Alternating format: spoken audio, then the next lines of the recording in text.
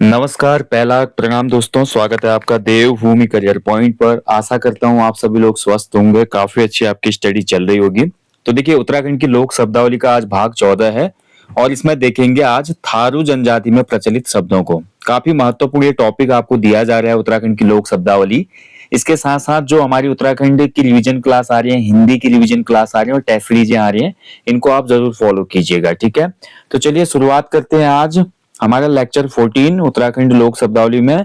थारू जनजाति का जो पहला शब्द है वो है, देखेंगे, वो है भैया पहला शब्द आपका तरपुच्चिया, ठीक है। तरपुच्चिया, तरपुच्चिया जो कहा जाता है थारू जनजाति में, ये शब्द आपका उपयोग होता है कान की एक बाली होती है, ठीक है, चांदी की, चांदी की बाली, चांदी की बाली, बाली को बाली मतलब ईयर रिंग्स, ठीक है। तो चांदी की बाली को हमारा कहा जाता है तरपुच्चिया। अगला शब्द है, देखिए, तिल चढ़ुआ, ठीक है। तिल चढ़ुआ, तिल चढ़ुआ का मतलब क्या होता है, देखिए आपका, जब थारू जनजाति में विवाह होता है, थारू समाज में जब कोई विवाह होता है तो विवाह के समय वर पक्ष का आदमी, वर पक्ष का आदमी क्या करता है, वर पक्ष का कोई व्यक्ति कन्या के लिए, जो भी हमारा कन्या होती है, कोई व्यक्ति कन्या के लिए क्या लाता है, आपका तेल और हल्दी, तेल और हल्दी लाता है। एक रस्म है ये, ठीक है। इसी को कहा जाता है तिल चढ़ुआ, ठीक है। इसमें क्या होता है कि आपका वर पक्ष का व्यक्ति जो दुल्हन के लिए तेल और हल्दी लेकर आता है। चलिए आगे बढ़ेंगे। अगला जो शब्द है वो है हमारा तीज। तो जो तीज शब्द होता है थारू जनजाति में उपयोग, ये आपको पता है तीज एक त्योहार होता है ना, वही तीज त्योहार है, ये त्योहार है ये, ठीक है। अगला देखिए तुक्का। अब तुक्का का मतलब देखिए, ये तुक्का वो नहीं है जो हम तुक्का लगाते हैं, ये तुक्का का मतलब है सैमल का जो फूल होता है, सैमल के फूल की जो सब्जी होती है, सैमल के फूल की सब्जी, फूल की सब्जी, इसको कहा जाता है तुक्का, ठीक है, थारू जनजाति में। अगला देखिए दल। दल का मतलब होता है, देखिए भैया, आपका पीले रंग के चावल, ठीक है, पीले रंग के चावल, पीले रंग के चावल को कहा जाता है दल। उसके बाद देखिए दिखनोरी। दिखनोरी का मतलब होता है मंगनी, ठीक है, मंगनी जब हो जाती है, एंगेजमेंट, एंगेजमेंट को थारू में दिखनोरी कहा जाता है, ध्यान रखेंगे, महत्वपूर्ण है। दल होता है पीले रंग के चावल, वो चावल जो आपका कथा या पूजा के निमंत्रण के लिए दिए जाते हैं, ठीक है, मतलब शुभ चावल जिनको कह सकते हैं। चलिए अगला जो शब्द है उसकी तरफ बढ़ेंगे। दिखनोरी हो गया। अगला देखिए दिखनारा। दिखनारा का मतलब क्या होता है, दिखनारा का मतलब आपका हो जाता है मंगनी जो होती है, ऊपर मैंने बोला है दिखनोरी क्या होती है आपकी, मंगनी या एंगेजमेंट। और मंगनी के समय जो हमारे कन्या पक्ष के व्यक्ति होते हैं, कन्या पक्ष के लोग होते हैं, इन कन्या पक्ष के लोगों को कहा जाता है दिखनारा। अगला शब्द है दिलबर या संगन। दिलबर या संगन का मतलब होता है घनिष्ठ मित्र या सहेली, सहेली को कहा जाता है, ठीक है, या किसी का बहुत ही बेस्ट फ्रेंड है, घनिष्ठ मित्र। तो इस घनिष्ठ मित्र को कहा जाता है दिलबर या संगन, ठीक है।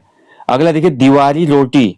दीवारी रोटी जो होती है ये आपका 13वीं से रिलेटेड है, ठीक है, 13वीं जो होती है ना, किसी की मृत्यु के बाद जो 13वीं होती है उससे रिलेटेड है ये।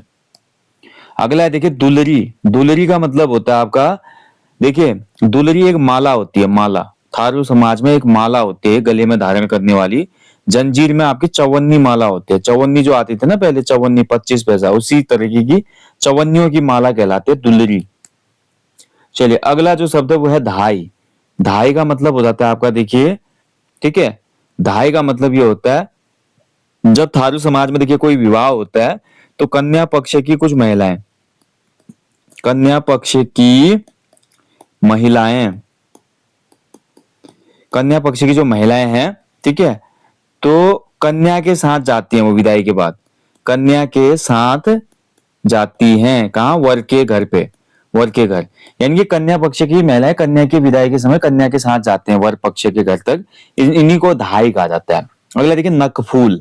नकफूल तो जो है भाई, नाक से पता चला, नक, नक मतलब नाक, ठीक है, तो नाक का ये फुली होती है, फुली, नाक की फुली होती है, लौंग के आकार की, जैसा लौंग होता है ना, तो लौंग के ही आकार की फुल्ली होती है।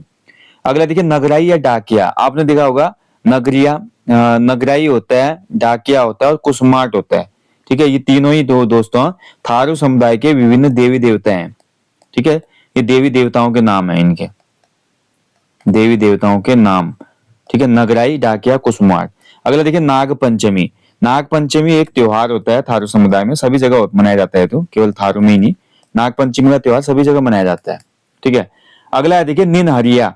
निन हरिया का मतलब क्या होता है, देखिए निन हरिया, निन हरिया मतलब ये होता है दोस्तों, यहाँ पर देखिए आपका कन्या पक्ष के पुरुष, अभी मैंने ऊपर क्या बताया आपको, कन्या पक्ष की महिलाएं जो जाती है वर के घर, उनको धाई कहा जाता है। ऐसे कन्या पक्ष के पुरुष जो आपका विवाहित महिला के साथ वर के घर जाते हैं, उनको निन हरिया कहा जाता है। ठीक है, ऐसे देखिए पतरी। पतरी का मतलब होता है दोस्तों, देखिए थारू समाज में जब किसी की मृत्यु हो जाती है तो मृतक को भी भोजन दिया जाता है। ठीक है, मृतक के लिए भी भोजन रखा जाता है और मृतक को दिए जाने वाला भोजन होता है। ठीक है, भोजन जो मृतक को दिया जाता है।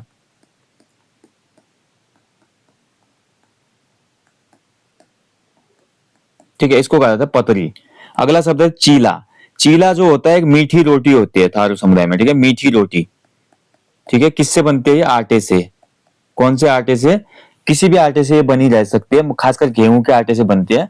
तो गेहूं के आटे में चीनी घोल के इस रोटी को बनाया जाता है। अगला शब्द है छाकी। छाकी जो होता है भैया, अभी मैंने आपको बताया, देखिए पतरी जो होता है मृतक को दिया जाने वाला भोजन होता है, उसके ऊपर मैंने आपको बताया था तेरहवीं जो होती है दीवारी या रोटी होती है। तो ऐसे ही दोस्तों तेरहवीं के दिन जो भी हमारे ग्रामवासी आते हैं, जो भी ग्रामवासी होते हैं, किसी व्यक्ति की तेरहवीं में ग्रामवासी और मेहमान जो आते हैं ना, ठीक है, तो मेहमानों और ग्रामवासियों को कच्चा भोजन दिया जाता है एक प्रकार का। इसी कच्चे भोजन को छाकी कहा जाता है। शुद्ध या कच्चा भोजन होता है, इसको छाकी कहते हैं। चलिए अगला जो शब्द है देखिए वो है छिरका। छिरका का मतलब क्या होता है, देखिए छिरका, छिरका होता है देखिए आपका, ठीक है, छिरका कहा जाता है। सिरका जो होता है ना, सिरका, खट्टा सिरका, सिरके में रखा कच्चा आम। सिरके के घोल में क्या रख देते हैं, कच्चे आम को रख देते हैं, सिरके में रखा कच्चा आम। ठीक है, उसको ये छिरका कहते हैं। अगर देखिए जंदी होरी, जंदी होरी, ठीक है, तो जंदी होरी जो होती है भाई आपका, आपको पता है जब हमारे यहाँ पे होली मनाते हैं तो होलिका दहन होता है। तो होलिका दहन से पूर्व, होलिका दहन से पूर्व, पूर्व जो होली खेलते हैं थारू, ठीक है, होलिका दहन से पूर्व जो थारू होली खेलते हैं उसको जंदी होली कहा जाता है। ठीक है, ऐसे देखिए थारू समाज में खिचड़ी डांस बहुत फेमस है। ठीक है, खिचड़ी डांस। होली दो प्रकार की होती है थारू में, एक होती है उजली होली और एक होती है अनेरी होली। दोनों याद रखना, महत्वपूर्ण है। ठीक है, और दिवाली आपको पता है शोक पर्व के रूप में मनाते हैं थारू लोग। अगला जो शब्द है भैया वो है जर्दा या पेरो भात। जर्दा या पेरो भात होता है जो हम पीली खिचड़ी बनाते हैं, पीली खिचड़ी को ये लोग जर्दा या पेरो भात कहते हैं। ठीक है, पीली खिचड़ी। अगला देखिए झगिया। झगिया का मतलब होता है देखिए लंबा, लंबा गोल सफेद कुर्ता। लंबा गोल सफेद कुर्ता जो होता है उस कुर्ते को ये झगिया बोलते हैं। ठीक है, अगला शब्द है देखिए झिंझी। झिंझी का मतलब होता है झिंझी, झिंझी। ठीक है, तो झिंझी हमारे थारू समुदाय में स्त्रियों का एक विशेष नृत्य है, स्त्रियों का विशेष नृत्य है ये। ठीक है, झिंझी। अगला शब्द देखिए झुका। झुका, ठीक है, झुका। देखिए क्या होता है थारू समुदाय में, मैंने अभी आपको बताया कि थारू समुदाय में छाकी, तेरहवीं के दिन ग्रामवासी मेहमान आते हैं मृतक व्यक्ति के घर पे।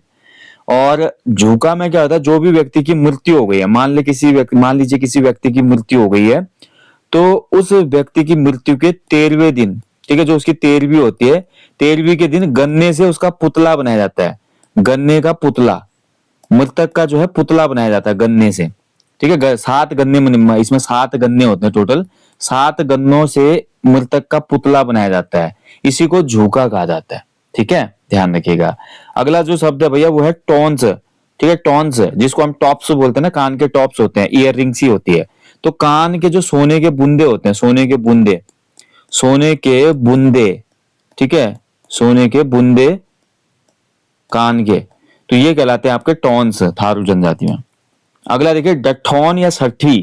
ठीक है, डठौन या छठी, इसका मतलब हो जाता है आपका छठी। ठीक है, छठी। डलवा, डलवा का मतलब होता है घास की डलिया। ठीक है, घास की डलिया, यानी कि जैसे रिंगाल भी तो एक घास है ना, रिंगाल वगैरह इन प्रकार से बनी हुई जो डलिया होती है घास की, उसको डलवा कहा जाता है। अगला देखिए डाली। डाली का मतलब देखिए आपका विवाह से पूर्व, ठीक है, अगर मान लीजिए किसी लड़की का विवाह होना है तो विवाह से पूर्व भादों के महीने में, भादों के माह में, ठीक है, जो भी लड़की है उसके ससुराल से कोई गिफ्ट आया है, ससुराल से आई भेंट, ठीक है। मान लीजिए किसी लड़की की शादी होने वाली है, अभी हुई नहीं है, तय हो गई है शादी पहले, क्योंकि थारू जनजाति में अलग अलग रस्म होते हैं ना, जैसे कि बात कट्टी, अपना पराया, ठीक है, और चाला वगैरह सब होता है। तो देखिए मान लीजिए पहले शादी का रिश्ता तय हो गया है, तो उसमें कन्या पक्ष के लिए ससुराल वाले भादो माह में कोई गिफ्ट भेजते हैं, इसी को डाली कहा जाता है, ठीक है। अगला शब्द है भैया डालो। डालो का मतलब होता है, देखिए आपका डालो, डालो का मतलब है आपका दुल्हन जब जाती है, विदाई होती है दुल्हन, तो दुल्हन की विदाई के समय, दुल्हन की विदाई, ठीक है, दुल्हन की विदाई या दुल्हन के जोड़े के साथ जो भी शगुन की वस्तुएं आती हैं, शगुन की वस्तुएं, जैसे दुल्हन जाएगी ना अपने साथ शगुन की कुछ वस्तुएं भी उसको दी जाती है, उन्हीं शगुन की वस्तुओं को कहा जाता है आपका डालो। अगला शब्द है देखिए डुरिया। डुरिया का मतलब होता है देखिए आपका, ठीक है, तो डुरिया का मतलब होता है ऊन की बनी एक डोरी होती है, ऊन की बनी डोरी, ठीक है, ऊन की बनी डोरी को डुरिया कहा जाता है। अगला है देखिए ढिस्सा फरा, ठीक है, ढिस्सा फरा, देखिए ढिस्सा फरा कहा जाता है किसको, आपका चावल के आटे का एक व्यंजन होता है, ठीक है, तो आटे का ही व्यंजन है लेकिन चावल के आटे का, चावल के आटे का व्यंजन, ठीक है, और इसको भाप में पकाया जाता है, जैसे मोमो वगैरह पकाया जाता है ना, इडली पकाते हैं हम स्टीम कुक, वैसे स्टीम कुक किया जाता है ढिस्सा फरा को। अगला जो शब्द है वो है ढेकी। ढेकी जो है भैया आपका किसको कहा जाता है, ओखली को। ओखली जो होती है ना, उखल, उखल भी कहते हैं, उस ओखली या उखल को ये लोग बोलते हैं ढेकी, जिसमें धान कूटे जाते हैं मुसल से, ठीक है, उसको कहते हैं ढेकी। ओके, तो ये भैया थारू जनजाति के कुछ महत्वपूर्ण शब्दावली, ठीक है। बाकी देखिए ज्यादा मैं एक साथ आपको देता नहीं, फिर कंफ्यूजन बढ़ता है इससे। बाकी ये शब्दावली वाला टॉपिक आगे बढ़ते ही रहेगा, और कोशिश करेंगे कि जो भी जनजातियां या अन्य बोलियों में प्रमुख स्थानीय शब्द हैं, प्रचलित शब्द हैं, उनका हम अध्ययन करें। बाकी टॉपिक आपको अच्छा लगा तो लाइक करना, शेयर करना ना भूलें, और जाने से पहले हमेशा की तरह बोलूंगा अपने जीवन में एक पेड़ लगाएं और लोगों को भी इसके लिए अवेयर करें, मोटिवेट करें। Thank you for watching guys, जल्दी मिलते हैं नेक्स्ट सेशन में। बाकी आने वाले एग्जाम के लिए 100+ full length practice set Mahakumbh चला यूके ट्रिपल एससी के लेटेस्ट पैटर्न पे, वही मल्टीपल वन लाइनर क्वेश्चन पूछे जा रहे हैं, मैच द फॉलोइंग पूछे जा रहे हैं, स्टेटमेंट वाले क्वेश्चन बन रहे हैं, वही मतलब एक जो बोल सकता है स्टैंडर्ड है या जो लेवल है जो यूके ट्रिपल एससी फॉलो कर रहा है उसी पे है। तो उनको आप इनरोल कीजिए जिनका भी जनवरी वाला एग्जाम है, उत्तराखंड पुलिस कांस्टेबल का या अन्य कोई भी ग्रुप सी का एग्जाम है, बहुत ज्यादा हेल्पफुल टेस्ट सीरीज रहेगी वो। ओके, चलिए जल्दी मिलेंगे नेक्स्ट सेशन में, तब तक के लिए अपना ध्यान रखें। जय हिंद, जय देवभूमि।